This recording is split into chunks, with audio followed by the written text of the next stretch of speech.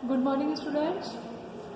आज हम chapter 4 class 11th English medium का लेक्चर 2 स्टार्ट कर रहे हैं। देखिए, कल हमारा जो चैप्टर 4 था जिसका नाम था chemical bonding and molecular structure, तो केमिकल बॉन्डिंग में आपने देखा था कि बॉन्डिंग क्यों होती है, ठीक है।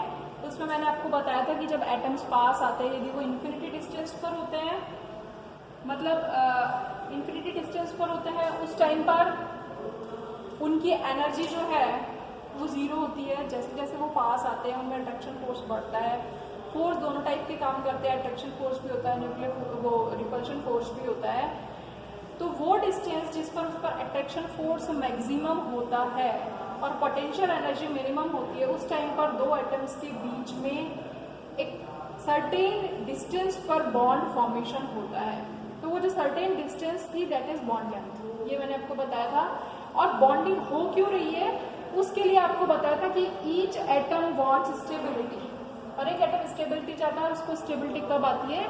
जब वो क्या करता है, नोबल गैस जैसा कॉन्फ़िगरेशन अटेन कर लेता है। तो when an atom occupy noble gas configuration and try to reach that configuration,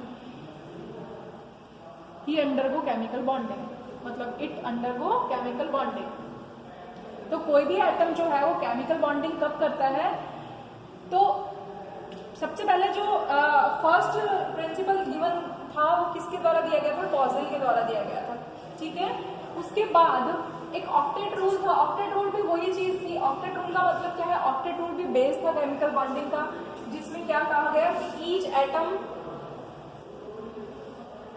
wants to attain 8 electron, यानी हर एक परमाणु जो है वो क्या चाहता है? 8 इलेक्ट्रॉन्स को ऑक्यूपाई करना चाहता है। उसके वो चाहता है कि उसके पास 8 इलेक्ट्रॉन्स हो। कहाँ पर? वैलेंस शेल में, ठीक है।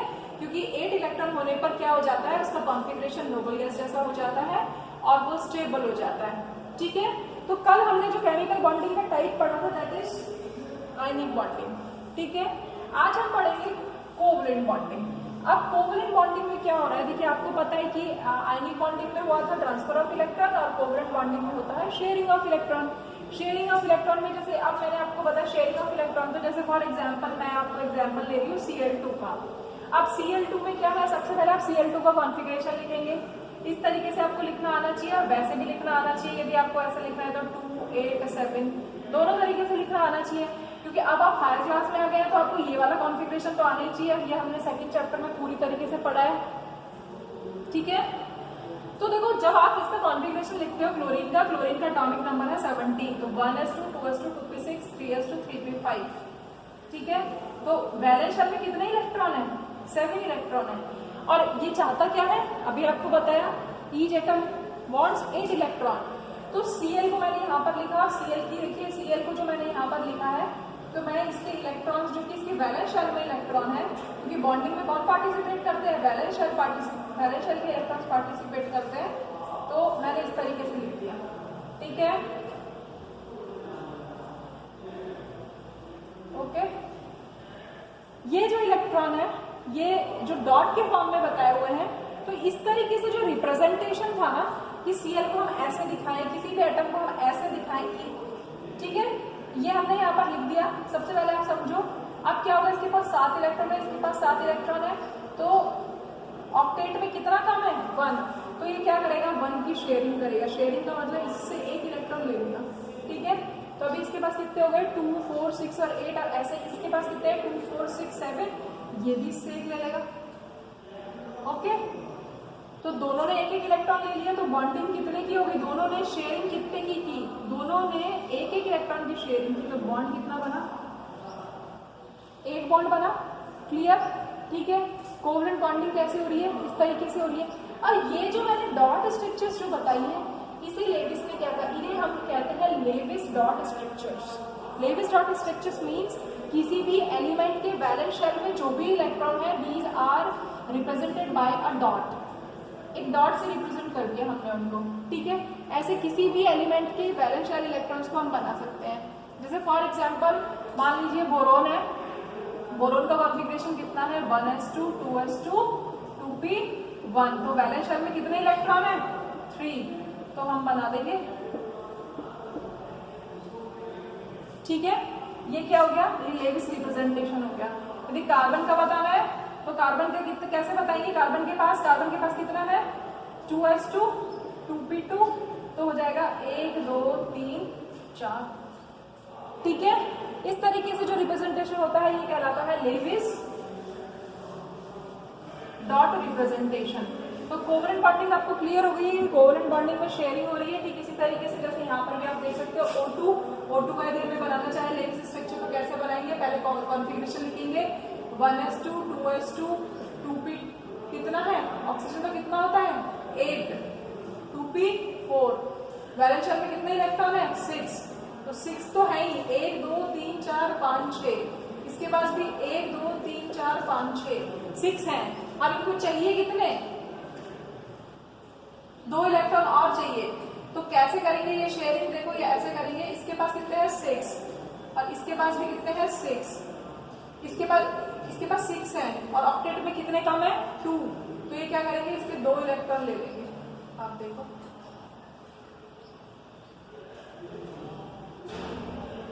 ठीक है, 6 तो थे ही, इसके 2 ले लिए। ठीक इसी तरीके से इसके पास 2 4 6 है, ये इसके 2 ले लेगा, तो अब दोनों के पास कितने कितने इलेक्ट्रॉन्स हो गए 8 8 हो गए। तो अब तो ऑक्सीजन की स्ट्रक्चर क्या होगी लाइक दिस। बॉन्डिंग कितने की हुई है, बॉन्डिंग में जो शेयरिंग हुई है, तो अब आप देखो यहाँ पर आपको ये चीज समझने की भी जरूरत है कि ये जो इलेक्ट्रॉन जो बीच में जिसकी शेयरिंग हुई है ये तो कहलाते हैं शेयर्ड इलेक्ट्रॉन, शेयर्ड इलेक्ट्रॉन या बॉन्डिंग पेयर्स, बॉन्डेड इलेक्ट्रॉन्स। बहुत जगह जब आप बुक पढ़ोगे बॉन्डेड इलेक्ट्रॉन्स, बॉन्डिंग इलेक्ट्रॉन जो बॉन्डिंग में पार्टिसिपेट कर रहे हैं, जो शेयरिंग में पार्टिसिपेट कर रहे हैं, ये तो शेयर्ड इलेक्ट्रॉन कहलाते हैं, बॉन्डेड इलेक्ट्रॉन कहलाते हैं, बॉन्ड पेयर कहलाते हैं। हम पेयर की बात करेंगे तो बॉन्ड पेयर कहलाता है। ये इलेक्ट्रॉन्स जो है जैसे इसके पास ये कितने इलेक्ट्रॉन है, ये क्या है, ये बॉन्डिंग में पार्टिसिपेट नहीं कर रहे हैं, ये इलेक्ट्रॉन्स बॉन्डिंग में पार्टिसिपेट नहीं कर रहे तो ऐसे बैठे हुए हैं, तो इनको हम कहते हैं लोन पेयर। क्या कहते हैं, लोन पेयर इलेक्ट्रॉन। यदि पेयर की बात करें तो पेयर हो गया, लोन पेयर एक सिंगल इलेक्ट्रॉन की बात कर रहे हैं तो कैसा वाला इलेक्ट्रॉन है लोन पेयर इलेक्ट्रॉन, या इसको हम कह सकते हैं non bonded electrons, non bonded electrons. Clear, अभी आगे टर्म आएगी लोन पेयर क्या है, बॉन्ड पेयर क्या है, फिर आप वहां पर कंफ्यूज हो गए, इसलिए मैंने आपको बताया है कि these are the lone pair electrons which do not take part in bonding, lone pair electrons, and these electrons are the bonded electrons, bonded electrons or pair, or we can say shared electron. Lone pair electrons are the non bonded electrons. ठीक है, clear. अब आप देखो कि किसी भी, तो ये हमने ये समझ में आ गया, सिंपल चीज है। अब यहाँ पर वो आपसे कह रहा है कि लेविस डॉट स्ट्रक्चर आपको फॉर्म करनी है, तो सिंपल एलिमेंट की बताइए आपने, तो किसी भी न्यूट्रल मॉलिक्यूल की, किसी भी आयन की, आयन में कोई भी कैटायन हो सकता है, कोई भी एनायन हो सकता है, इनकी लेविस डॉट स्ट्रक्चर्स को आप कैसे बनाएंगे, तो इसके लिए मैं यहाँ पर मैंने कुछ रूल्स लिखे हैं, आप इसको देखें, इसके हिसाब से प्रैक्टिस करें, कहीं डाउट आता है तो पूछें। देखिए, यदि मॉलिक्यूल कैसा है, न्यूट्रल है, मतलब सबसे पहले हम क्या करते हैं, सबसे पहले जिस भी स्ट्रक्चर, जिस भी मॉलिक्यूल कैटायन या एनायन का स्ट्रक्चर फॉर्म करना है, लेविस डॉट स्ट्रक्चर फॉर्म करना है, उसमें क्या फाइंड आउट करते हैं, find out the total valence electrons. पूरे मॉलिक्यूल के अंदर, पूरे आयन के अंदर कितने टोटल वैलेंस इलेक्ट्रॉन्स हैं, उसको फाइंड आउट करते हैं। यदि ठीक है, यदि कैटायन होता है, मान लीजिए कोई मॉलिक्यूल है न्यूट्रल है, तब तो जितने बैलेंस इलेक्ट्रॉन होंगे वही होंगे। यदि वो कैटायन है, कैटायन का मतलब उसके ऊपर प्लस का चार्ज लगा हुआ, कोई भी कैटायन क्या होता है, मान लीजिए Cl प्लस है, एक सिर्फ Cl है और एक Cl माइनस है, तो Cl में तो बैलेंस इलेक्ट्रॉन कितने हैं 7, क्योंकि अभी आपको बताया इलेक्ट्रॉन कितने हैं 7, इसमें कितने हो जाएंगे प्लस चार्ज, अब ये कैसा है प्लस चार्ज है, तो इसमें कितने हो गए। यदि कैटायन होता है तो इसका जो जितना भी चार्ज है उसको माइनस कर देते हैं, तो कितना हो गया 6, और इसमें कितने हो गए 8। समझ में आ रहा है मैं आपको क्या बता रही हूँ, कि यदि जब हम बैलेंस इलेक्ट्रॉन्स को काउंट कर रहे हैं तो न्यूट्रल में तो जितने हैं उतने ही रहेंगे, कैटायन का जितना चार्ज है उतना माइनस हो जाएगा और एनायन का जितना चार्ज है उतना प्लस हो जाएगा। ठीक है, उसके बाद हम उस मॉलिक्यूल में आइडियली उस कंपाउंड को, उस मॉलिक्यूल को, उस आयन को कितने इलेक्ट्रॉन्स की रिक्वायरमेंट होगी to complete octet. Ideally required electron to complete octet. Octet complete करने के लिए उसको कितने इलेक्ट्रॉन्स की रिक्वायरमेंट होगी, हम ये निकालते हैं, ठीक है। फिर थर्ड है required electron minus total valence electron, ठीक है। जो रिक्वायर्ड इलेक्ट्रॉन है उसमें से टोटल वैलेंस इलेक्ट्रॉन को घटा देते हैं तो क्या आ जाता है, शेयर्ड इलेक्ट्रॉन्स आ जाते हैं। कितने शेयरिंग हो रही है इलेक्ट्रॉन्स की, और शेयर्ड इलेक्ट्रॉन जितने भी आते हैं उसको डिवाइडेड बाय 2 कर देते हैं तो नंबर ऑफ बॉन्ड्स आ जाते हैं कि कितने बॉन्ड बन रहे हैं। ये मैं अभी आपको समझाती हूँ, फिर आपको क्लियर हो जाएगा, ठीक है। Atom of low electronegativity is considered as a central metal atom. यदि अब मॉलिक्यूल है तो मॉलिक्यूल में बहुत सारे एटम्स हैं, तो कौन सा सेंट्रल एटम होगा, वो होगा जिसकी इलेक्ट्रोनेगेटिविटी लो होगी सब में, ठीक है। और उसके बाद हम जब हमें बॉन्डिंग के इलेक्ट्रॉन्स पता पड़ जाते हैं उसके बाद हम लोन पेयर से उसके ऑक्टेट को कंप्लीट कर देते हैं। जैसे फॉर एग्जांपल अब आप देखिए कैसे बनाएंगे। अब मैं लेविस डॉट स्ट्रक्चर बना रही हूँ किसकी, CO की, ठीक है। ये है कार्बन मोनोऑक्साइड, ठीक है, कार्बन मोनोऑक्साइड। अब आप देखो सबसे पहले हम क्या निकालेंगे, टोटल वैलेंस इलेक्ट्रॉन निकालेंगे। तो टोटल वैलेंस इलेक्ट्रॉन कितने हो गए, कार्बन में कितने इलेक्ट्रॉन बैलेंस है, टोटल वैलेंस इलेक्ट्रॉन में किसी भी एटम की वैलेंस इलेक्ट्रॉन कितने होंगे, जितना उसका शेल नंबर है जो बाहर का है। देखो अब कार्बन जो है जैसे 6, आपको ग्रुप पता होना चाहिए। देखो 1 2 3 4 यहाँ तक तो कोई दिक्कत ही नहीं है। उसके बाद आप 15 पर आ जाते हो, 16 पर आ जाते हो, 17 पर आ जाते हो, 18 पर। तो 15 में 5 वैलेंस इलेक्ट्रॉन है, 16 में 6, इसमें 7 और इसमें 8। ये वैलेंस इलेक्ट्रॉन बताया मैंने। ये first group, second group, third group, fourth group, fifth group. First second के बाद कौन कौन से 13 और 14 है ना, तो 3 4 5 6 7 8 ये वैलेंस इलेक्ट्रॉन है। कैसे, जैसे यहाँ पर आप देखो lithium, beryllium, boron, carbon, nitrogen, oxygen, fluorine और नियॉन। क्लियर, समझ में आ रहा है। वैलेंस इलेक्ट्रॉन्स कितने हैं जो आपको पीरियोडिक टेबल में बताई हुई है, ग्रुप बताए हुए है ना, उस हिसाब से निकालेंगे। यदि आपको ऐसे ध्यान रहता है तब तो ठीक है, नहीं तो आप उसका कॉन्फ़िगरेशन लिख लीजिए। कार्बन का कार्बन में कितने हैं वैलेंस इलेक्ट्रॉन, कार्बन का देखिए 1s2 2s2 2p2 कितने वैलेंस इलेक्ट्रॉन हो गए, 4, ठीक है। कार्बन के पास टोटल इलेक्ट्रॉन है 4 और ऑक्सीजन के पास कितना है, ऑक्सीजन का कॉन्फ़िगरेशन है 1s2 2s2 2p2 valence electron हो गए 6। तो total number of electrons, total number of valence electron कितने हो गए, 6 हो गए। समझ में आ गया।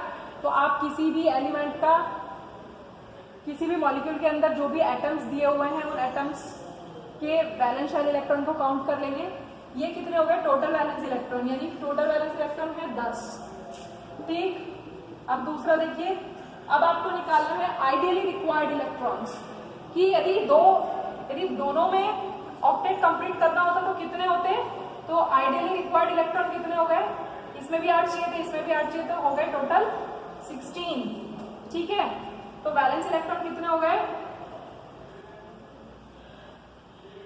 तो शेयर्ड इलेक्ट्रॉन कितने आ जाएंगे, तो शेयर्ड इलेक्ट्रॉन आपके आ जाएंगे 16 - 10 = 6। समझ में आ रहा है। शेयरिंग के लिए कितने इलेक्ट्रॉन चाहिए, 6। तो बॉन्ड कितने हो गए, बॉन्ड हो गए 3। समझ में आ रहा है आपको, ठीक है। अब बॉन्ड जो बन रहा है C और O के बीच में 3 का बॉन्ड बन रहा है, तो अब आप बॉन्ड बना लीजिए, 1 2 3 बना लिया, यहां तक कोई दिक्कत ही नहीं है, बॉन्डिंग हो गई। अब आपको ऑक्टेट कंप्लीट करना है। तो इसके पास कितने इलेक्ट्रॉन है, इसके पास देखो एक बॉन्ड का मतलब कितने इलेक्ट्रॉन है, 2। इसके पास कितने हैं, 2। इसके पास कितने हैं, 2। तो टोटल नंबर ऑफ 6 इलेक्ट्रॉन हो गए। तो यहाँ पर 8, यहाँ पर 8। समझ में आ गया। तो ये स्ट्रक्चर हो गई, यानी 3 तो बॉन्ड पेयर है और 1 लोन पेयर है। इस तरीके से स्ट्रक्चर बनेगी। क्लियर। एक दूसरा मॉलिक्यूल देख लीजिए, दूसरा मॉलिक्यूल फिर से बता रही हूं। अब आप देखो जैसे फॉर एग्जाम्पल अब आप देखिए, ये है आपका, मान लीजिए हमें निकालना है NO3 या NO3 का ही देखना चाहिए, NO3-1, ठीक है, NO3-1। अब इसकी हमें लेविस डॉट स्ट्रक्चर फॉर्म करनी है। कैसे करेंगे? सबसे पहले टोटल वैलेंस इलेक्ट्रॉन निकालेंगे। टोटल वैलेंस इलेक्ट्रॉन देखिए कितने हो गए। अब आप खुद ब खुद कैलकुलेट करते जाइए अपनी कॉपी में कि नाइट्रोजन के पास कितने हैं। नाइट्रोजन का कॉन्फ़िगरेशन कितना है? S2P3, यानी नाइट्रोजन के पास है 5 इलेक्ट्रॉन, एक ऑक्सीजन के पास कितना है? 6, ठीक है, 6, और ये कितने एटम है? 3। यहां तक समझ में आ गया? ठीक, तो कितने हो गए टोटल? अब आपको पता था यदि माइनस का चार्ज होगा, यदि एनायन है, ये पूरा का पूरा कैसा है? एनायन। एनायन में जितना भी चार्ज है, कितना चार्ज है? माइनस का चार्ज है, तो हो गया +1। तो टोटल कर लीजिए 5 + 18 + 1, तो कितना हो गया? 24। क्लियर? यहां तक कोई डाउट? सबसे पहले हमने निकाल लिया नाइट्रेट के total valence electron. Total valence electron कितने आ गए? 24, ठीक है, क्लियर?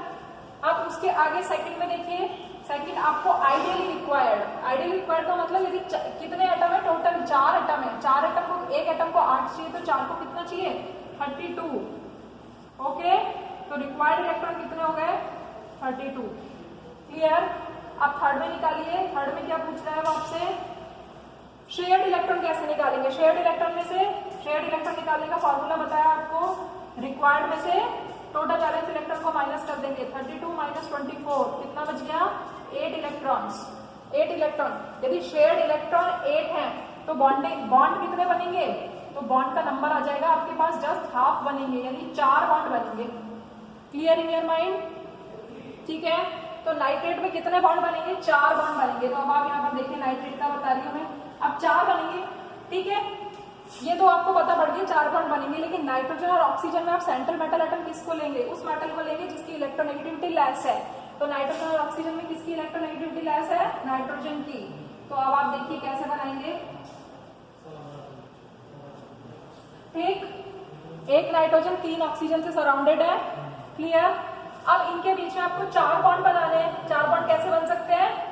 सबके साथ बनाएंगे आप, ठीक है, इसके अलावा और कोई भी ऑप्शन नहीं है। किसी भी नाइट्रोजन और ऑक्सीजन के साथ 2 बॉन्ड है और रिमेनिंग के साथ सिंगल बॉन्ड है। क्लियर? यहां तक समझ में आ रहा है? अब आप ऑक्टेट कंप्लीट कर लीजिए। इस ऑक्सीजन के पास कितने इलेक्ट्रॉन हो गए? 4। तो बॉन्ड 4 कैसे हो गए? बॉन्डिंग पेयर हो गए, ये 4 बॉन्डेड इलेक्ट्रॉन है, तो इसका ऑक्टेट कंप्लीट हो जाएगा। क्लियर? इस ऑक्सीजन के पास देखो 2 ही है, तो इसको कितना चाहिएगा ऑक्टेट कंप्लीट करने के लिए? 2, 4, 6 और 8। इसको, इसके पास सिंगल है, 1, 2, 3, 4, 5, 6, ठीक है, और इस नाइट्रोजन का ऑक्टेट ऐसे ही कंप्लीट है। क्लियर? समझ में आ रहा है? तो इस तरीके से ये जो आपकी स्ट्रक्चर बनी, दैट इज नाइट्रेट -1। यहां तक क्लियर हो गया आपको कि यदि कैटायन है तो हमें कैसे बनाना है, एनायन है तो कैसे बनाना है। फिर से बता रही हूँ, सबसे पहले नाइट्रेट के लिए हमने क्या किया? सबसे पहले नाइट्रेट के लिए हमने टोटल वैलेंस इलेक्ट्रॉन निकाले। नाइट्रोजन के पास 5 वैलेंस इलेक्ट्रॉन है। जो भी ग्रुप नंबर है, देखो फर्स्ट और सेकंड को छोड़कर मैं सिर्फ यहाँ पर लिखा है, फर्स्ट और सेकंड को छोड़कर बाकी, जैसे बोरॉन के अनुसार 13 है, 14, 15, तो इनका जो 13 का 3 है, 14 का 4 है, इसका 5 है, इसका 6 है, इसका 7 है। इस तरीके से आपको निकालना है। और नियॉन और जो लास्ट वाला जो आपका नोबल गैसेस है, उसका तो ऑक्टेट कंप्लीट ही है, तो इस तरीके से निकाल लेंगे आप। ठीक है, इसके पास कितना है? एक ऑक्सीजन के पास 3 है, एक ऑक्सीजन के पास कितना है? वैलेंस इलेक्ट्रॉन है 6, तो 3 के पास कितना हो जाएगा? 8, 6 3 18, ठीक है, और -1 चार्ज। तो अभी आपको बताया था यदि एनायन होगा तो पॉजिटिव हो जाएगा, कैटायन है तो नेगेटिव हो जाएगा। ठीक है, टोटल नंबर ऑफ इलेक्ट्रॉन्स आ गए 24, यानी इस नाइट्रेट में 24 है। लेकिन आइडियली होने कितने चाहिए थे? टोटल नंबर ऑफ एटम्स कितने हैं? 4। एक को 8 चाहिए, तो 4 को कितना चाहिए? 32 होने चाहिए थे, लेकिन है 24 ही। तो हम 32 में से 24 को डिडक्ट कर देंगे, सब्ट्रैक्ट कर देंगे, तो कितना इलेक्ट्रॉन्स बच जाएगा? 8 बच जाएगा। 8 इलेक्ट्रॉन कैसे? शेयर्ड है। यदि ये शेयर्ड है तो बॉन्डिंग कितनी होगी? 4 बॉन्ड फॉर्म होंगे। 4 बॉन्ड हमने बना लिया। क्लियर? इस तरीके से आप इसको करेंगे। अब उसके बाद देखिए, ठीक है, फिर उसके बाद जब ये आप निकाल लेते हैं, उसके बाद आप यदि आपका जो मॉलिक्यूल है, एटम है या आयन है, कैसा है, पॉलीएटॉमिक है। पॉलीएटॉमिक का मतलब ये क्या है, ये मॉलिक्यूल ही तो है। मॉलिक्यूल का मतलब क्या होता है, जिसमें एक से ज्यादा एटम हो। तो इस मॉलिक्यूल में नंबर ऑफ एटम्स है, 4 एटम्स है, तो कौन सा सेंट्रल मेटल बनेगा जिसकी इलेक्ट्रोनेगेटिविटी लो होगी, वो सेंट्रल एटम बनेगा। फिर उसका ऑक्टेट हम सारे लोन पेयर और बॉन्ड पेयर से कंप्लीट कर लेंगे, ठीक है। अब क्या होता है कि हमने जो लेविस डॉट स्ट्रक्चर बनाई है, वेदर इट इज राइट और रॉन्ग, इसको कैलकुलेट हम किसकी हेल्प से करते हैं, फॉर्मल चार्ज की हेल्प से करते हैं। फॉर्मल चार्ज का मतलब हमने जितने भी एटम्स बनाए हैं, उन एटम्स पर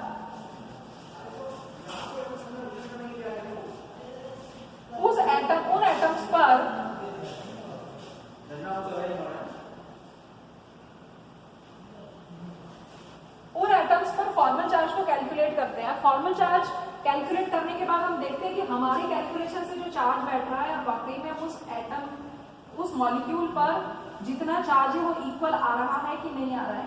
यदि वो इक्वल आ रहा है, इसका मतलब हमने जो स्ट्रक्चर फॉर्म किया है दैट इज कंप्लीटली राइट। तो अब आप फॉर्मल चार्ज को कैलकुलेट कैसे करेंगे, फॉर्मल चार्ज कैलकुलेट करने का तरीका बता रही हूँ। फॉर्मल चार्ज कैलकुलेट करने का, देखिए, किसी भी जो भी आपका मॉलिक्यूल है उसमें आपको हर एक एटम पर फॉर्मल चार्ज कैलकुलेट करना है, ठीक है। फॉर्मल चार्ज कैलकुलेट करने का फॉर्मूला क्या है, वैलेंस इलेक्ट्रॉन किस पर, हर एक एटम पर, हर एक एटम के ऊपर। ये आपने नाइट्रेट का, ये NO3 नेगेटिव की स्ट्रक्चर बना लिया आपने, Lewis dot structure. Lewis dot structure बनाने के बाद आपको हर एक एटम के ऊपर फॉर्मल चार्ज कैलकुलेट करना है और फिर उसके बाद देखना है कि आपका वो सही बैठता है कि नहीं। तो सबसे पहले एक एटम के valence electrons minus loan pair electrons minus half shared electrons, ठीक है। देखिए ये आपके पास कैसे करेंगे, इस फॉर्मूले से हम करेंगे, मैं यहाँ पर करके बताती हूँ, फिर उसके बाद आप प्रैक्टिस करेंगे। इसको मैंने फर्स्ट कार्बन मान, इसको मैंने फर्स्ट एटम मान लिया, इसको मैंने सेकंड मान लिया, इसको मैंने थर्ड मान लिया और इसको मैंने फोर्थ मान लिया, ठीक है। हर एक एटम के ऊपर चार्ज को कैलकुलेट करेंगे। तो फर्स्ट ऑक्सीजन पर हम चार्ज कैलकुलेट कर रहे हैं, फॉर्मल चार्ज फर्स्ट ऑक्सीजन पर। तो देखिए वैलेंस इलेक्ट्रॉन ऑक्सीजन में कितने हैं, 6। ऑक्सीजन में कितने 6 होते हैं, माइनस, ठीक है। लोन पेयर इलेक्ट्रॉन कितने हैं, 6, ठीक है, माइनस हाफ शेयर्ड इलेक्ट्रॉन कितने हैं, इसमें शेयरिंग कितने की हो रही है, 2 इलेक्ट्रॉन की हो रही है, इंटू 2। सॉल्व करो इसको, यहाँ पर आ गया -1, 6 से 6 कट गया, -1 आ गया। सेकंड ऑक्सीजन पर जाइए आप, सेकंड ऑक्सीजन है आपकी ये, इस पर देखो वैलेंस इलेक्ट्रॉन कितने हैं, 2 माइनस लोन पेयर इलेक्ट्रॉन कितने हैं, 4 माइनस हाफ, ठीक है।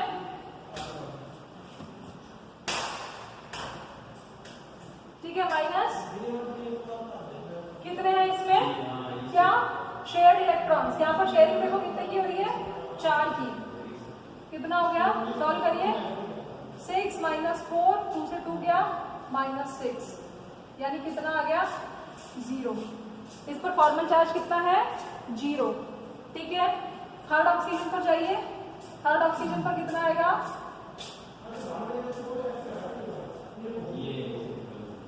थर्ड ऑक्सीजन पर अगेन, थर्ड ऑक्सीजन पर 6 वैलेंस इलेक्ट्रॉन माइनस आपका लोन पे कितने हैं, 6 minus half into 2 equals to -1, ठीक है, क्लियर।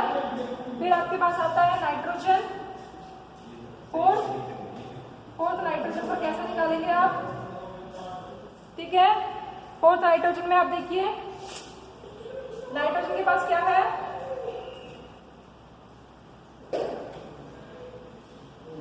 बैलेंस वाले इलेक्ट्रॉन कितने हैं, 5 minus lone pair 0 minus half into shared electron कितने हैं, 4 2 6 तो 8, ठीक है। कितना हो गया, ये आ गया आपके पास +1, 2 4 से 8, 5 में से 4 गया 1 +1। तो अब आप देखो आपका जो मॉलिक्यूल था ये नाइट्रेट आयन जो है इसमें आपने एक ऑक्सीजन पर निकाला तो इस पर फॉर्मल चार्ज कितना आया -1। इस सेकंड ऑक्सीजन पर कितना चार्ज आया 0। थर्ड ऑक्सीजन पर कितना चार्ज आया -1। ठीक है, और नाइट्रोजन पर कितना आया +1। ओके, +1 से -1 कैंसिल हो गया, ये +1 है। ठीक, इस +1 से ये -1 कैंसिल हो गया तो पूरे मॉलिक्यूल पर कितना चार्ज बचा -1 ही है। क्लियर? तो इस तरीके से आप लेविस डॉट स्ट्रक्चर्स को फॉर्म करेंगे। लेविस डॉट स्ट्रक्चर को बनाने का तरीका बताया मैंने किस तरीके से बनाएंगे, फिर उसके बाद उसके फॉर्मल चार्ज को कैलकुलेट करेंगे और फॉर्मल चार्ज को कैलकुलेट करने के बाद आप चेक करेंगे कि आपकी स्ट्रक्चर पर यदि फॉर्मल चार्ज प्रॉपरली आ रहा है जितना कि आना चाहिए था -1। यहाँ पर आप इस पूरी स्ट्रक्चर में आप देखो आपके पास क्या आ रहा है, माइनस के 2 आ रहे हैं, प्लस का 1 आ रहा है, तो टोटल कितना हो गया चार्ज -1 हो गया और -1 ही पूरे मॉलिक्यूल के ऊपर है। तो इस तरीके से आप इसको करेंगे। फिर देखिए इसमें यहाँ पर क्या आता है कि ऑक्टेट रूल्स की लिमिटेशंस आती है, तो वो जो लिमिटेशंस है उनको हम अगले लेक्चर में डिस्कस करेंगे। Thank you.